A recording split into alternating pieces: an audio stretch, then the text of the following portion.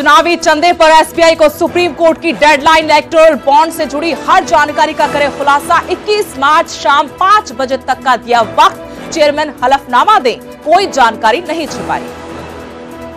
कल करनाल के घरौना से चुनावी शंखनाद करेगी बीजेपी। जेपी नड्डा करेंगे रैली। सीएम नायब सिंह सैनी और पूर्व सीएम मनोहर लाल करेंगे रोड शो। अभय चौटाला की सुरक्षा का मामला। हाईकोर्ट ने हरियाणा सरकार को 20 मार्च तक जवाब दाखिल करने को कहा। अभय चौटाला ने मांगी है जेड सिक्योरिटी। बाबा मसनाथ मठ में पूर्व सीएम भूपेंद्र सिंह हुड्डा ने टेका माथा। बीजेपी के 5 ब्रांड नेता बाबा बालकनाथ से भी मिले। रोहतक लोकसभा सीट से बाबा बालकनाथ के बीजेपी से चुनाव लड़ने की है चर्चाएं। कुरुक्षेत्र से इनेलो उम्मीदवार अभय सिंह चौटाला का विरोधियों पर वार। बोले, मेरे मैदान में आने से बीजेपी कांग्रेस की उड़ी नींद। रेवाड़ी में कंपनी में बॉयलर फटने का मामला। कंपनी ठेकेदार पर एफआईआर। 40 कर्मचारी झुलसे थे। पहले भी 2 बार फट चुका है डस्ट कलेक्टर। रणजीत चौटाला का कांग्रेस पर तंज। कहा, देश और प्रदेश में कांग्रेस का वजूद खत्म। केंद्र और हरियाणा में फिर से भाजपा की बनेगी सरकार। मोदी के नाम पर पड़ेंगे वोट। वोटर्स को लुभाने के लिए पूर्व सीएम हुड्डा ने लगाई वादों की झड़ी। सरकार बनने पर बुजुर्गों को 6,000 रुपए पेंशन, 100 गज के प्लॉट और 30 लाख पक्की नौकरियों का वादा।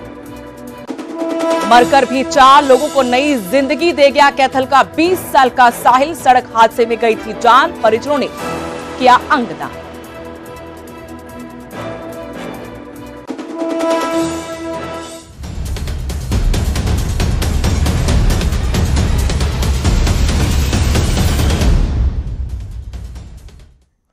नमस्कार, हरियाणा प्राइम में आपका स्वागत है। आपके साथ मैं सुदेश नैन मोर। बुलेटिन की शुरुआत करेंगे करनाल से मिल रही बड़ी खबर के साथ। बीजेपी घरौना से चुनावी शंखनाद करेगी। जी हां, घरौना की अनाज मंडी से कल चुनावी आगाज होगा भारतीय जनता पार्टी का। कल राष्ट्रीय अध्यक्ष जेपी नड्डा घरौना आएंगे। मुख्यमंत्री नायब सिंह सैनी और पूर्व सीएम मनोहर लाल का रोड शो भी होगा। दोनों रोड शो के बाद रैली स्थल पर पहुंचेंगे। जेपी नड्डा सीधे रैली स्थल पर पहुंचेंगे। 12 बजे रैली होगी और इस रैली के जरिए ही लोकसभा चुनाव का शंखनाद भी भारतीय जनता पार्टी कर देगी। राष्ट्रीय अध्यक्ष आएंगे जेपी नड्डा इस रैली में और यहीं से घरौना की अनाज मंडी से चुनावी बिगुल फूंकेगी बीजेपी। इस रैली के बाद चुनावी अभियान पर निकलेंगे भारतीय जनता पार्टी के नेता। आपको बता दें, इस बार करनाल लोकसभा सीट से पूर्व मुख्यमंत्री मनोहर लाल को पार्टी ने टिकट दिया है और इस विधानसभा सीट पर यानी करनाल विधानसभा सीट पर उपचुनाव भी है।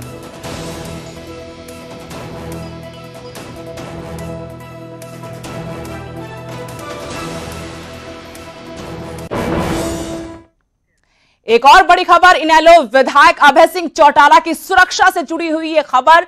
20 मार्च तक सरकार से जवाब मांगा है। हाईकोर्ट में याचिका लगाई थी और उस याचिका पर सुनवाई के बाद हाईकोर्ट ने अब सरकार को 20 मार्च तक जवाब दाखिल करने के लिए कहा है।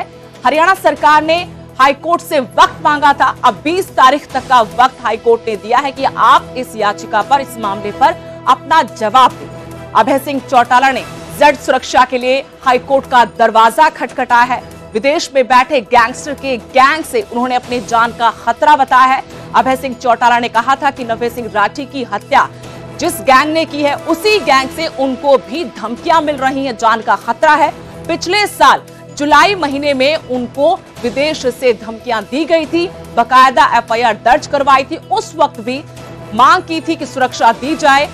एक बार फिर से नवे सिंह राठी की हत्या के बाद हाईकोर्ट का दरवाजा खटखटाया है। अभय सिंह चौटाला ने मांग की है जेड सिक्योरिटी की। इसी याचिका पर आज जब सुनवाई हुई तो पंजाब हरियाणा हाईकोर्ट ने हरियाणा सरकार को जवाब दाखिल करने के लिए कहा है। 20 तारीख तक जवाब दाखिल करना होगा।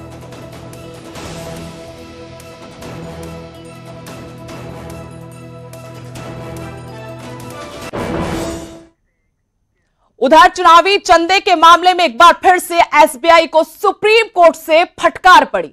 सुप्रीम कोर्ट ने एसबीआई को डेडलाइन दी है। इलेक्टोरल बॉन्ड से जुड़ी हर जानकारी का खुलासा करने को कहा है। कुछ भी छिपाया ना जाए, सब कुछ सार्वजनिक हो, सब कुछ पब्लिक में हो, ये सुप्रीम कोर्ट की तरफ से कहा गया। 21 मार्च को शाम 5 बजे तक सारी जानकारी देने के लिए सुप्रीम कोर्ट ने एसबीआई को कहा है। साथ ही एसबीआई को हलफनामा देने के भी आदेश दिए गए हैं। ईसी को पूरी जानकारी वेबसाइट पर अपलोड करनी होगी।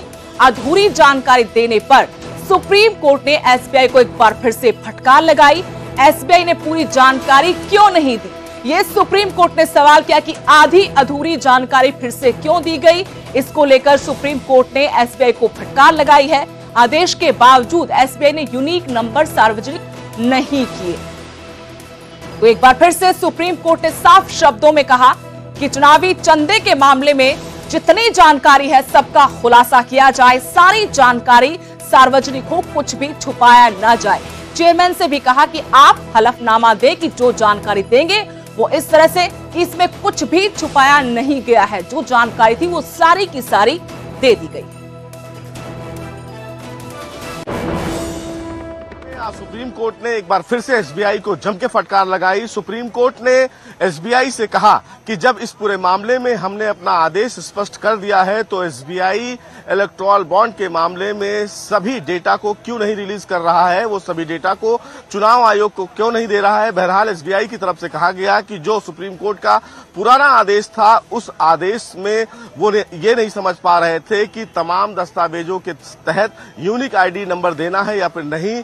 सुप्रीम कोर्ट ने कहा कि हमारा आदेश एकदम स्पष्ट था, लेकिन बावजूद इसके ये कहा कि इस पूरी प्रक्रिया में पारदर्शिता लाने के लिए हम फिर एक बार एसबीआई से कहते हैं कि वो गुरुवार शाम 5 बजे तक इलेक्टोरल बॉन्ड से संबंधित सभी डेटा का मतलब ये कि इलेक्टोरल बॉन्ड से संबंधित डेटा तो फिलहाल एसबीआई ने जारी कर दिया, लेकिन यूनिक आईडी नंबर का मतलब ये कि जो फिलहाल खरीदार है इलेक्टोरल बॉन्ड का, उसका नाम और साथ ही साथ उस इलेक्टोरल बॉन्ड का जो चंदा आया है वो किस पॉलिटिकल पार्टी ने इनकैश करवाया है, उसकी जानकारी भी साझा करनी होगी। सुप्रीम कोर्ट ने कहा कि हम अपने पुराने आदेश में कोई विचार करने वाले नहीं हैं। पूरे के पूरे डाटा एसबीआई को तत्काल रिलीज करना होगा। निश्चित रूप से कहीं ना कहीं ये अपने आप में एक बड़ा आदेश सुप्रीम कोर्ट का, क्योंकि सुप्रीम कोर्ट ने कहा कि पारदर्शिता के तहत लोकतंत्र के मुताबिक सभी जो वोटर्स हैं, देश के सभी नागरिक हैं, उनको ये पता होना चाहिए कि तमाम राजनीतिक पार्टियों को कितना चंदा किन के द्वारा मिला है। कैमरामैन प्रहलाद के साथ सुशील पांडे, न्यूज 18 दिल्ली। बैंक ने बोला कि नहीं, हमारे पास बॉन्ड नंबर्स वगैरह सब हैं और हम आसानी से ये डेटा दे सकते हैं, लेकिन हमने गलत समझ लिया आपके ऑर्डर का मतलब, हमको लगा कि बॉन्ड नंबर नहीं देने हैं वगैरह वगैरह। तो कोर्ट ने बोला कि नहीं, हमने आपको बोला था कि सारे डिटेल जितने आपके पास हो इन इलेक्टोरल बॉन्ड्स के बारे में सब आपको डिस्क्लोज करने हैं। उसका ये मतलब नहीं था कि आप बॉन्ड नंबर नहीं देंगे या और कोई डिटेल नहीं देंगे। तो उन्होंने बोला है कि सारे ही डिटेल्स जो भी उनके पास बॉन्ड के बारे में हो वो पूरे के पूरे डिस्क्लोज करें।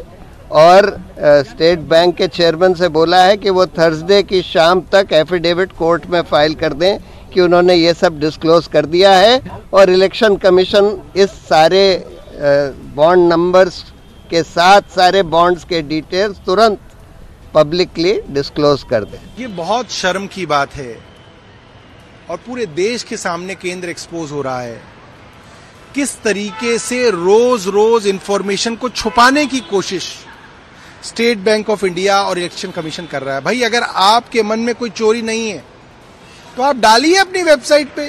भारतीय जनता पार्टी अपनी वेबसाइट पे क्यों नहीं लिस्ट डाल रहा है? डाले, ये सारे डोनर हैं, हमें इतना करोड़ रुपया हमें मिला है। केंद्र सरकार क्यों ऐसी स्कीम लेके आई जिससे डोनर के नाम छुपाने पड़ रहे हैं? और जो बड़े आरोप लग रहे हैं वो ये हैं कि जिसके यहाँ ईडी का छापा पड़ा, जिसके यहाँ इनकम टैक्स का छापा पड़ा, उसने अगले ही हफ्ते इतने करोड़ों रुपए के बॉन्ड बनवाए। क्यों बनवाए भाई? किसको वो बॉन्ड दिए? जिसको ठेका मिला वो बॉन्ड बनवा रहा है, किसके लिए बनवा रहा है? जिसका अपना जो प्रॉफिट है वो 2 रुपए का है। 2 रुपए की प्रॉफिट कमाने वाली कंपनी 100 रुपए का दान कर रही है पॉलिटिकल पार्टी को। कैसे कर रही है भाई? ये तो शेल कंपनी हो गई, ये तो हवाला हो गया, ये तो मनी लॉन्ड्रिंग हो गई। क्यों नहीं जो है ईडी इनके ऊपर मुकदमा दर्ज कर रही है? अभी किस चीज का इंतजार कर रही है ईडी? खबर चंडीगढ़ से, जहां हरियाणा के मुख्य निर्वाचन अधिकारी ने बैठक की। अनुराग अग्रवाल ने सभी राजनीतिक दलों के साथ ये महत्वपूर्ण बैठक की। बैठक के बाद उन्होंने कहा, राजनीतिक दलों का सहयोग जरूरी है। राजनीतिक दलों को हिदायतें भी दी गई हैं कि क्या करना है और क्या नहीं करना है, क्योंकि आचार संहिता लग चुकी है। ऐसे में राजनीतिक दलों को हिदायतें दी गई हैं, बताया गया है कि क्या आप कर सकते हैं और क्या आप नहीं कर सकते। कानून समझाया गया है, किसी के साथ पक्षपात नहीं होगा, ये भी उनकी तरफ से कहा गया। डीसी की अध्यक्षता में कमेटी बनाई गई है जो ये तय करेगी कि रैली कहां पर हो सकती है। रैली साइट का, रैली की जगह का फैसला ये कमेटी करेगी। डीसी की अध्यक्षता में कमेटी बनाई गई है, इसी को ये जिम्मेवारी सौंपी गई है और कई जिलों में ये तय भी कर लिया गया है।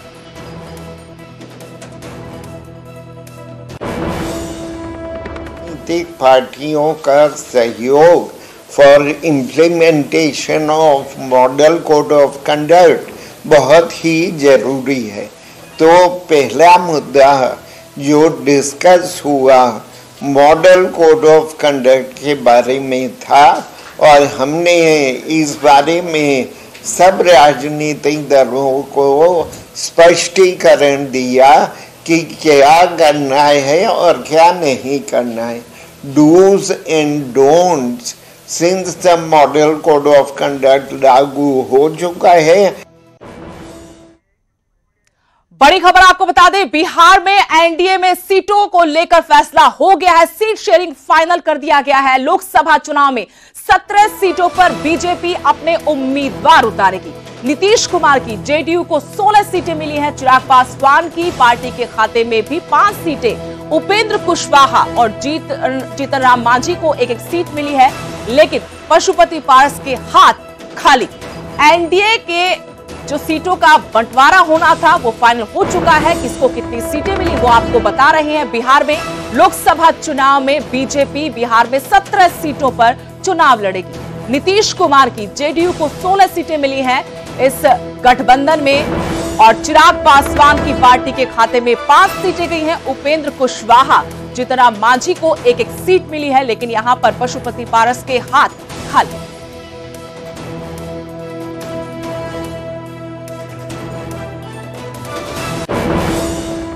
स्पष्ट है कि 2024 में फिर से नरेंद्र मोदी जी की सरकार और 40 की 40 सीट जीतकर देश में जो 400 पार का हमारा संकल्प है उसको आगे बढ़ाना है।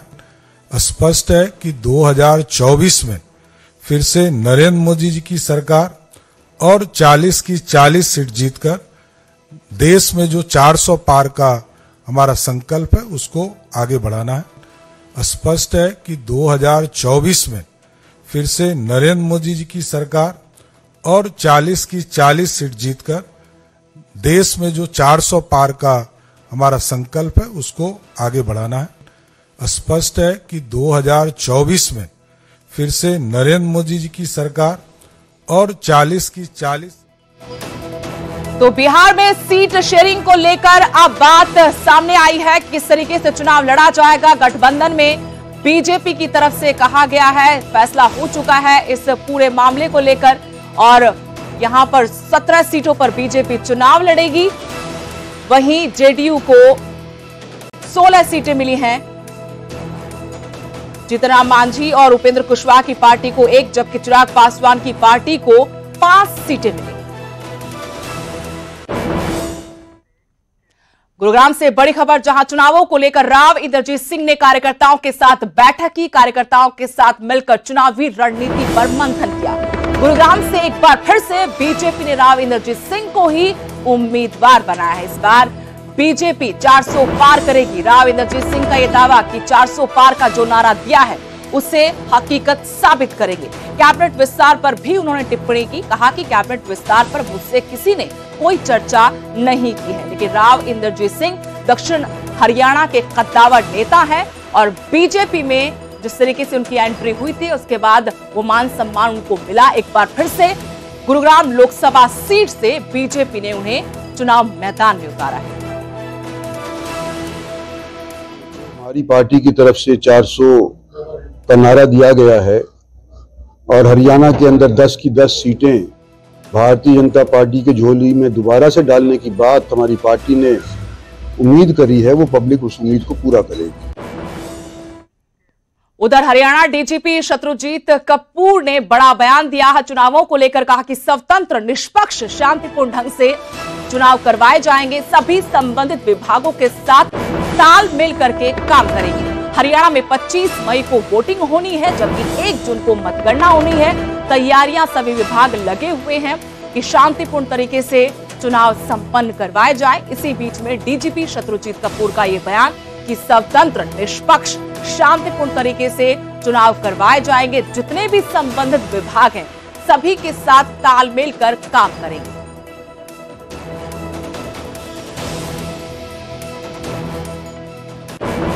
हरियाणा पुलिस और जो पैरामिलिट्री की फोर्स हमें मिलती है चुनाव प्रबंधन के लिए, वो सारे मिलकर के, और जो सिविल एडमिनिस्ट्रेशन है वो सारे मिलकर के इलेक्शन कमीशन की हिदायतों के मुताबिक उसको सही तरीके से निष्पक्ष और स्वतंत्र रूप से करवाएंगे और हर बार की तरह बहुत बेहतरीन चुनाव हरियाणा में करवाए जाएंगे। लोकसभा चुनाव की तारीखों का ऐलान होते ही यमुनानगर पुलिस प्रशासन स्वतंत्र और शांतिपूर्ण चुनाव की तैयारियों में जुट गया है। चुनाव के समय फेक न्यूज को रोकने और अवैध शराब की बिक्री पर लगाम लगाने के लिए पुलिस सख्त कदम उठा रही है। ये रिपोर्ट देखिए। फेक न्यूज फैलाने वालों की खैर नहीं, अवैध शराब बेचने वालों पर चलेगा पुलिस का डंडा। लोकसभा चुनाव को लेकर पुलिस प्रशासन मुस्तैद, स्वतंत्र और शांतिपूर्ण चुनाव के लिए बड़ी तैयारी। चुनाव में धनबल और बाहुबल का प्रयोग ना हो, इसके लिए पुलिस प्रशासन ने पूरी तैयारी कर ली है। पुलिस पूरी मुस्तैदी के साथ अवैध गतिविधियों की रोकथाम में जुट गई है।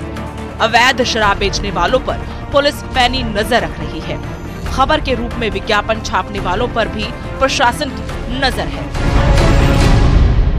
साथ ही जो एक्साइज डिपार्टमेंट है इसके साथ में भी हम कोऑर्डिनेशन में काम करेंगे और जो शराब की बिक्री के बारे में भी एक डेली रिपोर्ट डीसी साहब को आएगी कि बिक्री कम हो रही है या बढ़ रही है, जो भी है। और जो अवैध खुर्दे हैं उन पे भी हमने कार्रवाई आज से ही शुरू कर दी है।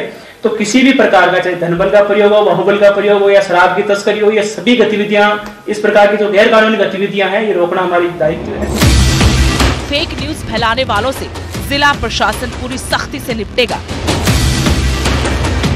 यदि विज्ञापन है तो विज्ञापन की शेप में ही वो होना चाहिए, और उसको बढ़ा चढ़ा के महिमा मंडन करना या वोटर्स को प्रभावित करने के लिए बताना कि इस बार फला आदमी या फला पार्टी की लहर चल रही है और ये सारे का सारे जीत लेंगे या उसने ऐसा कहा, वो समाचार के रूप में प्रकाशित नहीं होना चाहिए। पुलिस प्रशासन ने हर तरह की अवैध गतिविधि को रोकने के लिए 48 टीमों का गठन किया है, जो 24 घंटे मुस्तैद रहेगी। कोड के पालन पे अवैध शराब, कोई कैश का, कोई बाहुबल का, कोई भी गलत इस्तेमाल किसी भी चीज का, सत्ता का, बल का, धन का, शराब का, उसको चेक करने के लिए इस प्रकार की 12-12 टाइप की 48 टीमें हैं। इसके अलावा जो हेडक्वार्टर के हमारे रिजर्व्स वगैरह जो हमारी अपनी टोलियां टीमें रहेंगी वो अलग हैं। हरियाणा में छठे चरण 25 मई को सभी 10 लोकसभा सीटों पर मतदान कराया जाएगा। इसके लिए सियासी दलों के साथ साथ प्रशासन भी तैयारियों में जुटा हुआ है। यमुनानगर से परवेज खान, न्यूज़ 18 पंजाब हरियाणा। खबर सोनीपत से है, जहां पिछले कई दिनों से अपराधी बेखौफ हैं। बढ़ती वारदातों पर नकेल कसने के लिए अब व्यापारियों के साथ पुलिस अधिकारियों ने बैठक की। व्यापारियों ने यहां पर चोरी, अतिक्रमण और नशे का मुद्दा प्रमुखता के साथ उठाया। सिटी एसीपी के साथ तीनों थानों के प्रभारी इस बैठक में मौजूद रहे, क्योंकि पिछले काफी दिनों से लगातार यहां पर एक के बाद एक वारदातें हो रही थी। व्यापारियों में खास तौर पर डर का माहौल था और इसी मुद्दे को लेकर आज व्यापारियों और पुलिस अधिकारियों के बीच में यह महत्वपूर्ण बैठक बुलाई गई, जहां पर व्यापारियों की तरफ से महत्वपूर्ण जो मुद्दे उठाए हैं वो बढ़ती चोरी की वारदातें, अतिक्रमण और नशे का रहा।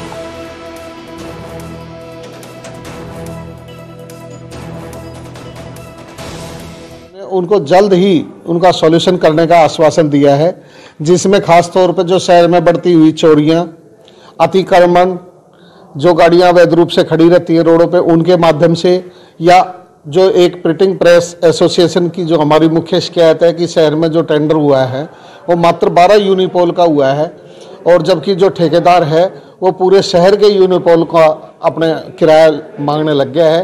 तो इस तरह की हमारी कई समस्याएं, जो मुख्य समस्याएं हैं, उनके बारे में आज बहुत ही एक अच्छे वातावरण में जो है ना पुलिस से चर्चा हुई है। और जो व्यापारियों की आ रही हैं वो अब साइबर फ्रॉड से ज़्यादा आ रही हैं, तो तीनों थानों में हम साइबर डेस्क बनाने जा रहे हैं और उनको साइबर थाने में ज़रूरत नहीं है, तुरंत अपने नज़दीक थाने के अंदर उसकी दरखास्त देंगे और उन पर कार्रवाई होगी। सेकंड जो हमारा मुद्दा था सीसीटीवी कैमरास, तो हम उनकी इमदाद से सीसीटीवी कैमरास ज़्यादा संख्या बढ़ाएंगे ताकि अगर कोई वारदात हो भी जाती है तो हम उनको जो है ना रोकने में और उनको पकड़ने में, अपराधियों को पकड़ने में सफल रहेंगे। उधर रेवाड़ी में धारूहेड़ा फैक्ट्री में बॉयलर फटने के मामले में बड़ी कार्रवाई हुई है। ठेकेदार समेत अन्य पर एफआईआर दर्ज हुई है। धारा 287, 337, 34 के तहत मुकदमा दर्ज हुआ है। शनिवार को था। इस धमाके के बाद 40 कर्मचारी बुरी तरह से झुलस गए थे। मुख्यमंत्री नायब सिंह सैनी ने इस मामले की जांच के आदेश दिए थे कि तय समय में रिपोर्ट सौंपी जाए और अब इस मामले में एफआईआर दर्ज हो गई है। जानकारी ये मिली है कि 2 बार पहले भी इसी फैक्ट्री में, इसी कंपनी में डस्ट कलेक्टर फट चुका है। इमरजेंसी गेट भी इस हादसे के वक्त बंद पाया गया था। ऐसे में सख्त कार्रवाई की जा रही है।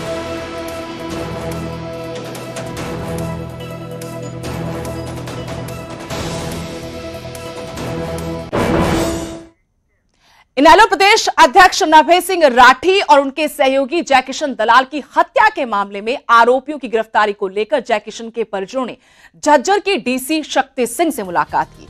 इस दौरान बहादुरगढ़ के दलाल खाप के कई गांव के नुमाइंदे भी मौजूद रहे। सभी ने आरोपियों की जल्द से जल्द गिरफ्तारी की मांग की। साथ ही प्रशासन को चेताया कि आज महज 100 लोग झज्जर के इस लघु सचिवालय में पहुंचे हैं। अगर पुलिस प्रशासन ने जल्द से जल्द सभी आरोपियों को गिरफ्तार नहीं किया तो ये संख्या 5000 हो जाएगी।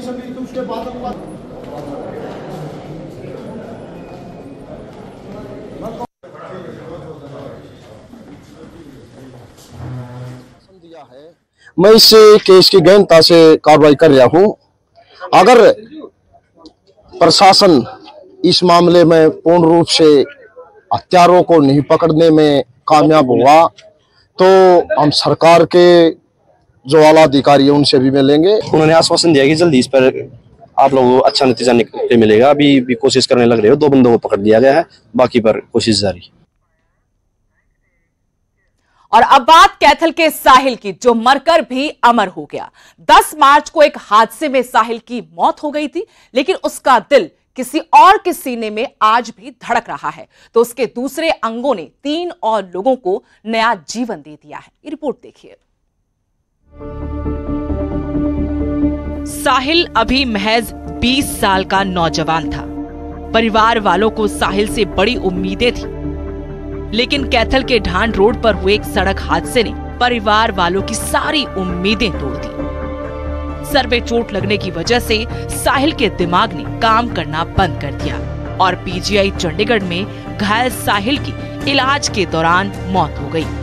घर में मातम पसरा था, लेकिन दुखी परिजनों ने जो फैसला लिया उससे साहिल मरकर भी जिंदा हो उठा।